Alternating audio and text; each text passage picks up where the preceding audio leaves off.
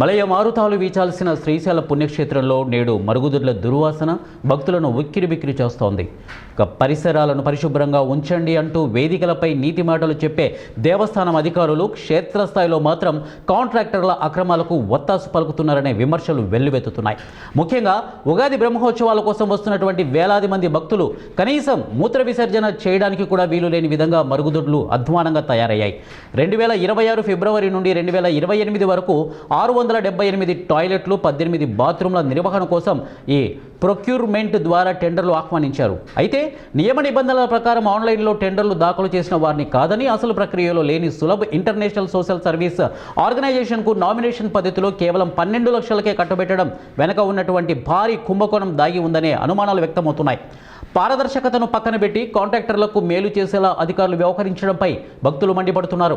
దేవస్థానం నిబంధనల ప్రకారం భక్తుల నుండి కేవలం ₹5 మాత్రమే వసూలు చేయాలి. కానీ క్షేత్రస్థాయిలో కాంట్రాక్టర్ల ఆగడాలు మితిమీరిపోయాయి. ఒక్కొక్కరి నుండి ₹10 నుండి ₹20 వరకు అడ్డగోలుగా వసూలు చేస్తున్నారు. ప్రశ్నించిన భక్తులపై నిర్వాహకులు దురుసుగా ప్రవర్తిస్తున్నా అధికారులు మాత్రం మౌనముద్ర వహించడం విడ్డూరంగా ఉంది. శ్రీశైల క్షేత్ర పవిత్రతను దెబ్బతీస్తూ భక్తులను ఇబ్బందులకు గురి చేస్తున్నటువంటి కాంట్రాక్టర్లపై తక్షణమే చర్యలు తీసుకోవాలని హిందూ సంఘాలు డిమాండ్ చేస్తున్నాయి. అధికారులకు భక్తుల సౌకర్యాల కంటే కాంట్రాక్టర్ల లాభాలే ముఖ్యమా అని ప్రశ్నిస్తున్నాయి. ఇప్పటికైనా దేవస్థానం ఉన్నతాధికారులు స్పందించి మరుగుదొడ్ల నిర్వహణను మెరుగుపరచాలని, అక్రమ వసూళ్లకు పాల్పడుతున్నటువంటి వారిపై కఠిన చర్యలు తీసుకోవాలని భక్తులు కోరుతున్నారు.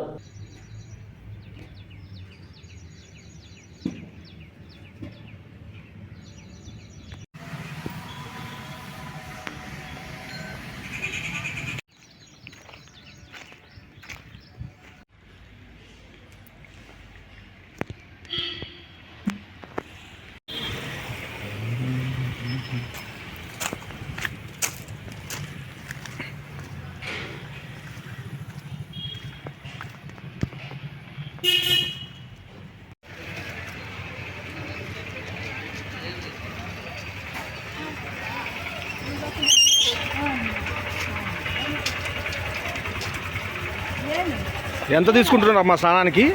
ఎంత ఇప్పుడు ₹40 తీసుకున్న వాళ్ళ అక్కడ ₹10 ఇచ్చిన ₹50 తీసుకున్నారు. ఎంత తీసుకుంటున్నారు మీరు? ఎంత తీసుకున్నారు మీ దగ్గర? ఎంత తీసుకున్నారు మీరు స్నానానికి? ఇక్కడ నేను అడగబట్టి ఆమె నీకు 10 తీసుకుంటుంది, లేకపోతే నాకు